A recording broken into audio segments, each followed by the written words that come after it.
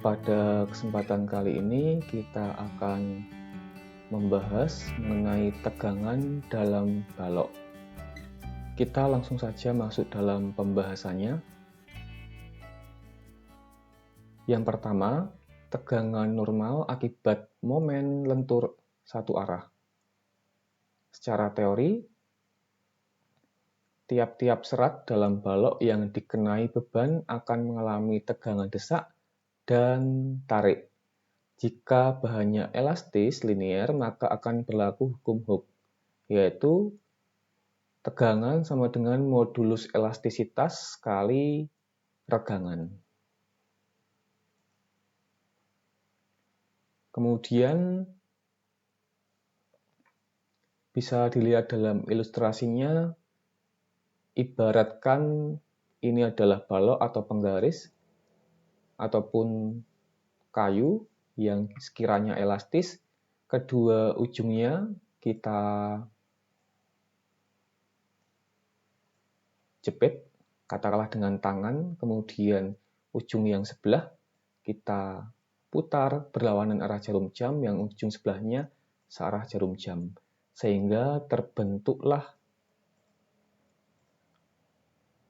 tegangan yang maksimum di sini. Nah, dalam lebih detailnya lagi, tegangan yang terjadi di sini yaitu tegangan desak dan tegangan tarik.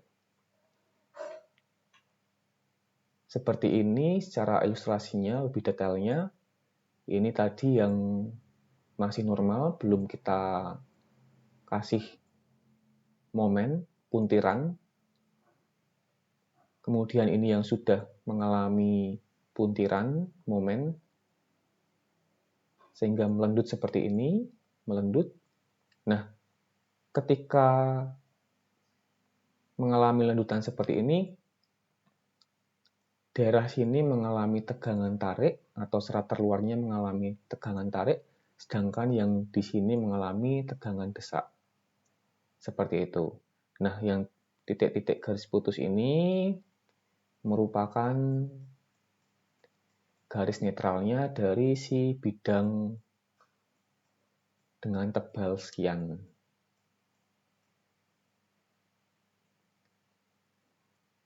Seperti halnya kita melakukan pengujian balok di lab, bisa balok beton ataupun balok baja dan yang lainnya. Bisa saya gambarkan secara sekilas. Ini balok kita, kemudian ujungnya kita kasih tumpuan sendi dan sebelah atau satunya tumpuan roll. Kemudian kita melakukan pengujian lentur dengan dua titik pembebanan P dan P. Sebelum mengalami pembebanan, si balok hanya menopang beban atau berat sendiri si balok itu, katakanlah masih normal, seperti ini. Kemudian ketika beban semakin ditambah, maka si balok mengalami lenturan seperti ini. Lenturan atau defleksi itu sama saja, istilah saja.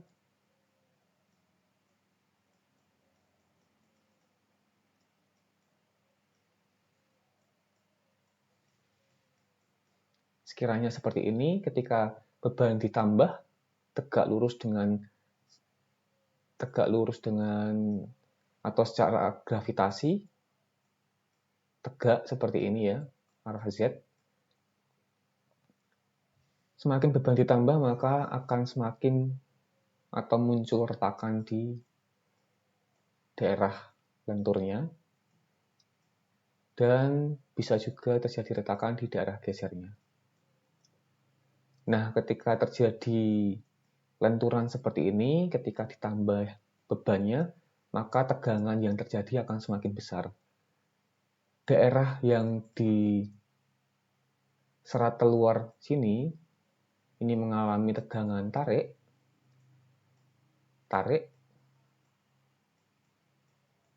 Oke. Sedangkan di daerah yang desak sini, semakin beban ditambah, maka akan semakin besar tegangan desaknya.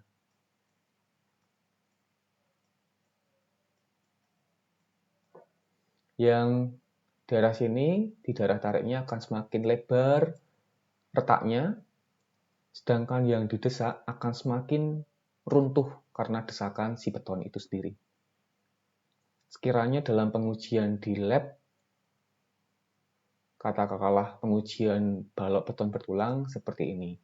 Sehingga tegangan di situ bisa kita lihat dengan pertambahan retak atau kegagalan struktur itu. Baik, kembali ke sini. Teori tegangan kita sudah, kemudian kita berlanjut ke teori selanjutnya. Tapi sekiranya ini bisa dipelajari sendiri karena lebih ke persamaan dasarnya. Kita langsung saja masuk dalam contoh soal yang sekiranya kita bisa lebih memahami.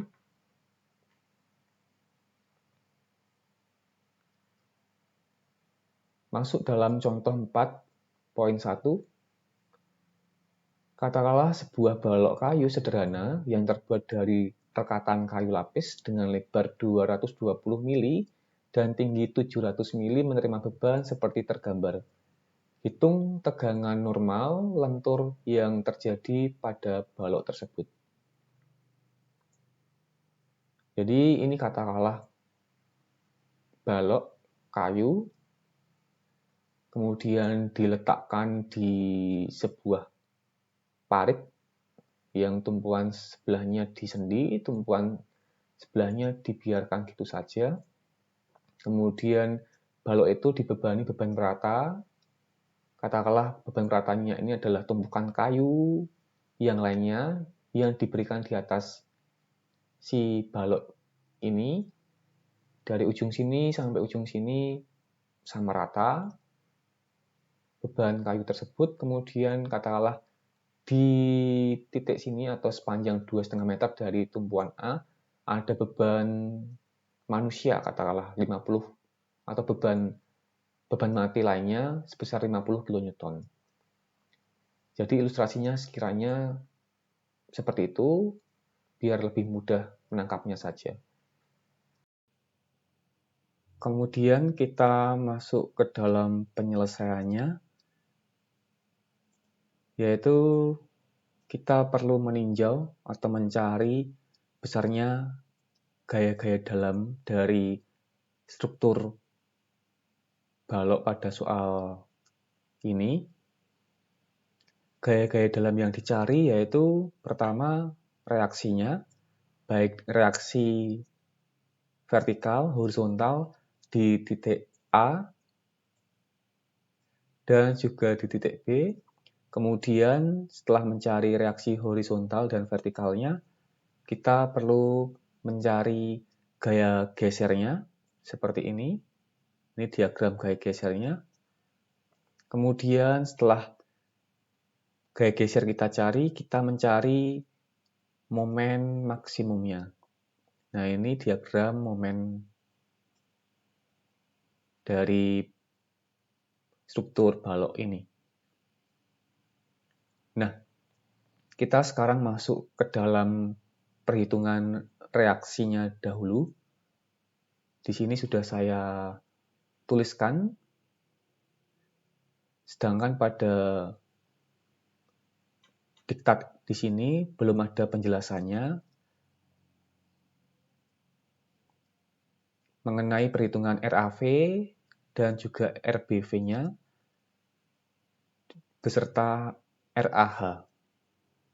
Sehingga reaksi tumpuan pada diktat di sini belum ada, dikarenakan di sini langsung perhitungan atau langsung didapatkan nilai momen maksimumnya.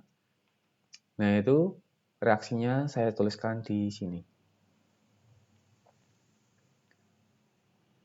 Bahwasanya dalam menghitung reaksinya, kita pertama bisa menghitung reaksi RAV RBV atau RAH. RBH tidak ada karena RBH sendiri adalah tumpuan roll. RBH tidak ada karena tumpuan roll. Ketika tumpuan roll tidak bisa menahan gaya horizontal, sehingga yang ada reaksi tahanan horizontalnya adalah RAH saja. Seperti itu. Kemudian dalam mencari RAV,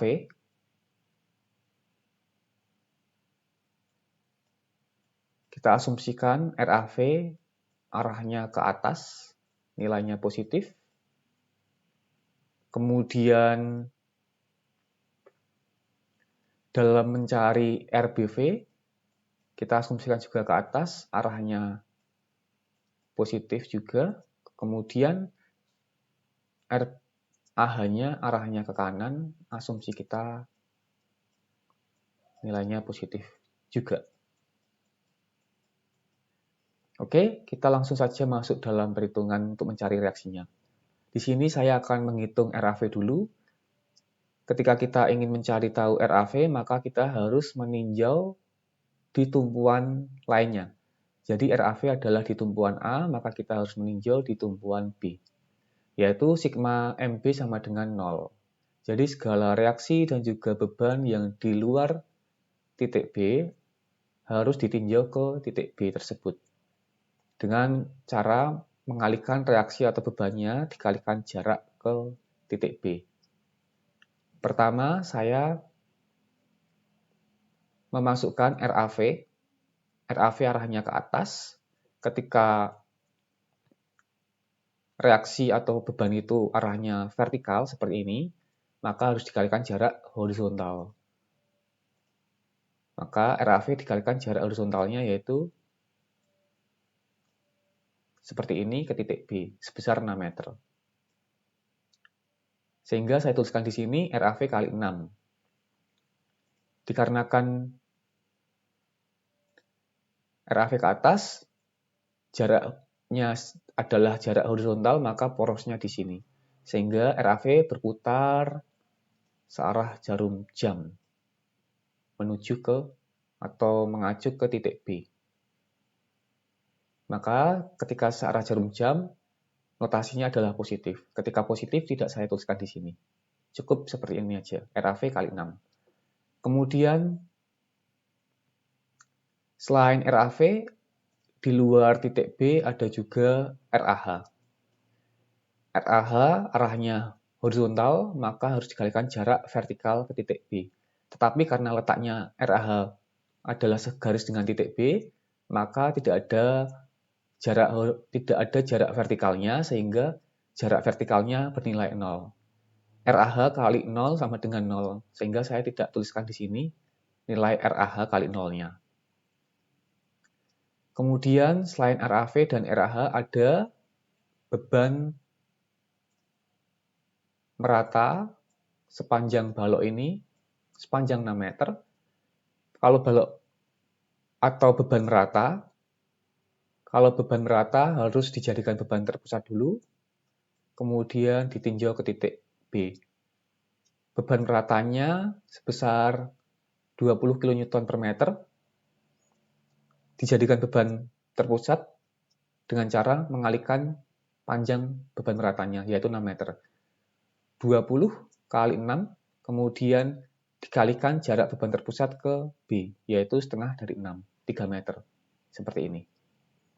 Nah, arahnya sendiri, karena dia ke bawah, kemudian jarak beban terpusat ini ke B adalah jarak horizontal, maka porosnya kira-kira di sini, maka dia berputar berlawanan arah jarum jam. Ketika berlawanan arah jarum jam, maka nilainya negatif. Negatif 20 kali 6 kali setengah dari 6. Kemudian,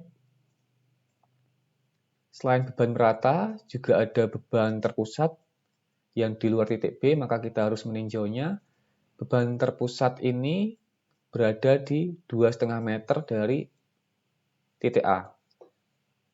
dan jaraknya ke titik B sebesar, tinggal dikurangi saja, 6 meter kurangi 2,5 yaitu 3,5 meter. Sehingga tinggal dikalikan saja dengan jaraknya si beban terpusat ini. Beban terpusat ini nilainya 50 kN dikalikan 3,5 seperti ini, 50 kN kali 3,5. Karena arahnya ke bawah, jarak ke titik B adalah horizontal, maka porosnya di sini kira-kira, maka dia berputar berlawanan arah jarum jam. Ketika berlawanan arah jarum jam, maka nilainya negatif.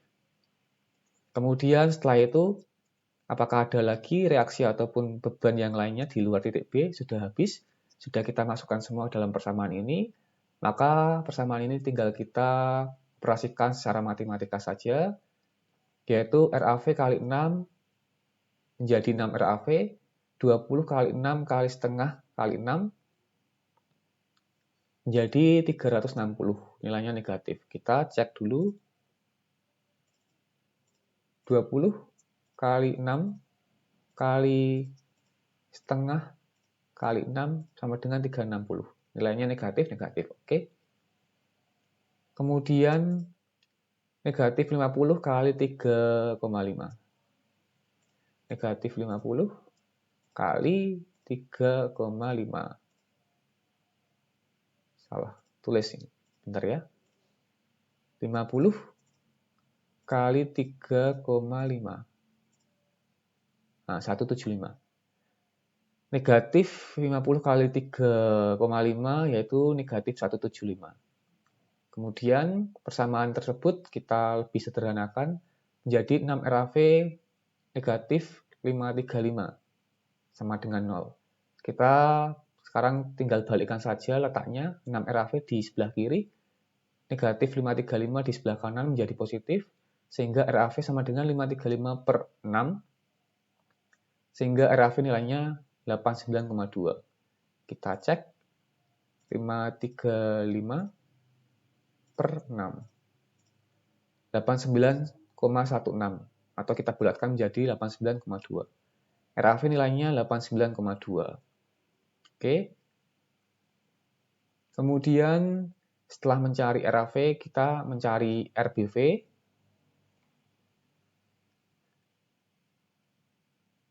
Dalam mencari RBV, maka kita harus meninjau ke titik A.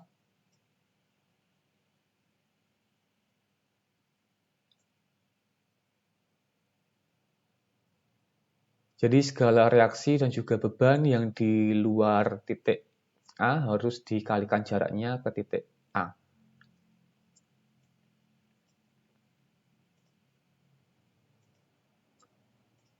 Baik.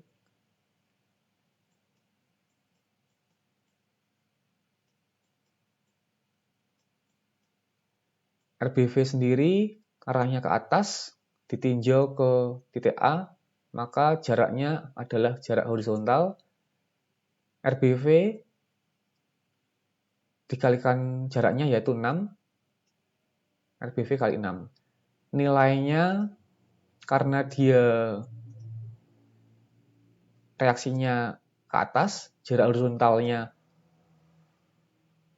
mendatar seperti ini, maka porosnya di sini sehingga dia berputar berlawanan jarum jam, maka nilainya negatif.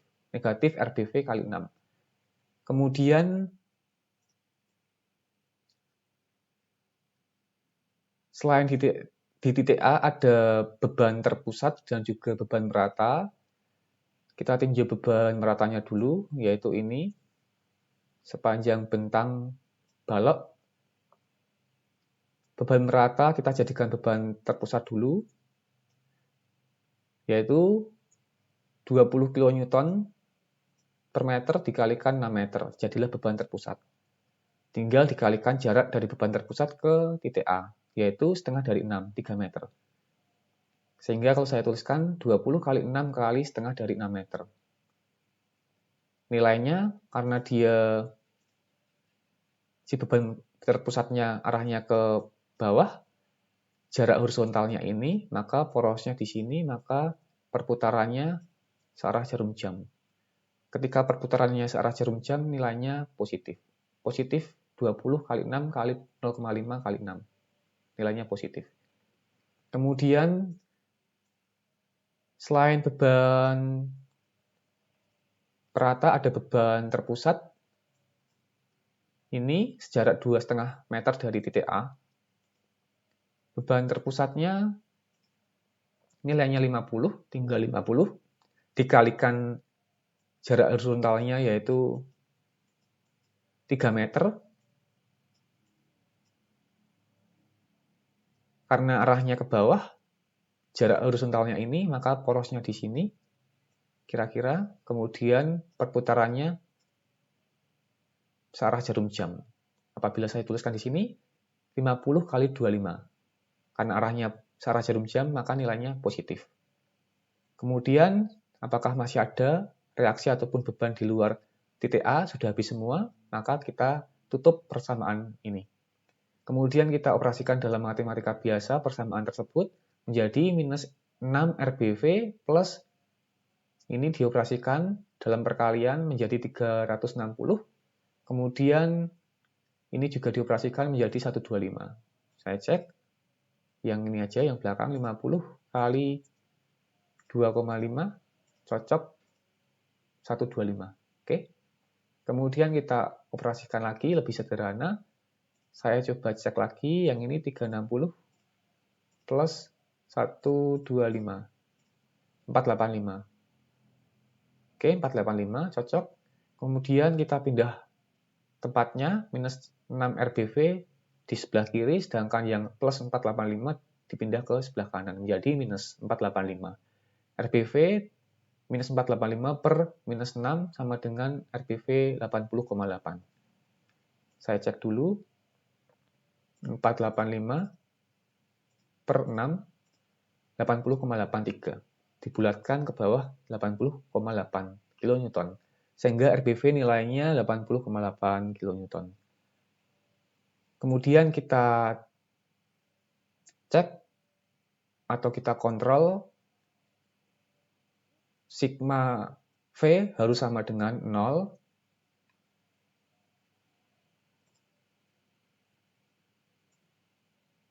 Sigma V harus sama dengan 0, yaitu aksi atau beban harus sama dengan reaksinya. Reaksinya sendiri RAV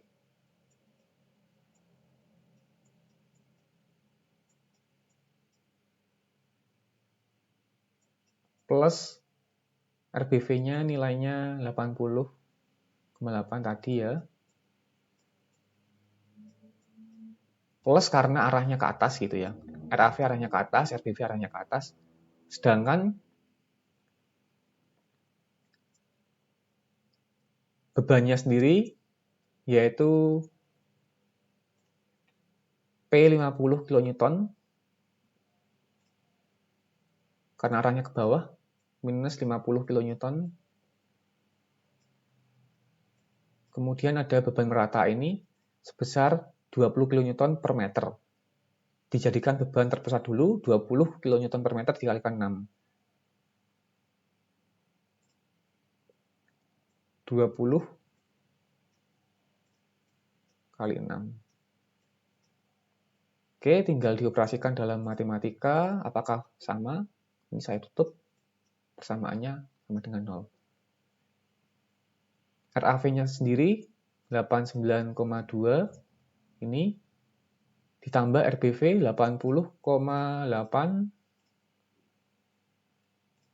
dikurangi 50 dikurangi 20 kali 6. 120. Maka cocok sama dengan 0. Oke, sehingga cek atau kontrol sigma V kita benar. Kemudian setelah mencari reaksi vertikalnya, kita harus mencari reaksi horizontal. Karena seperti yang saya sampaikan tadi bahwa reaksi horizontal hanya ada di titik A, dikarenakan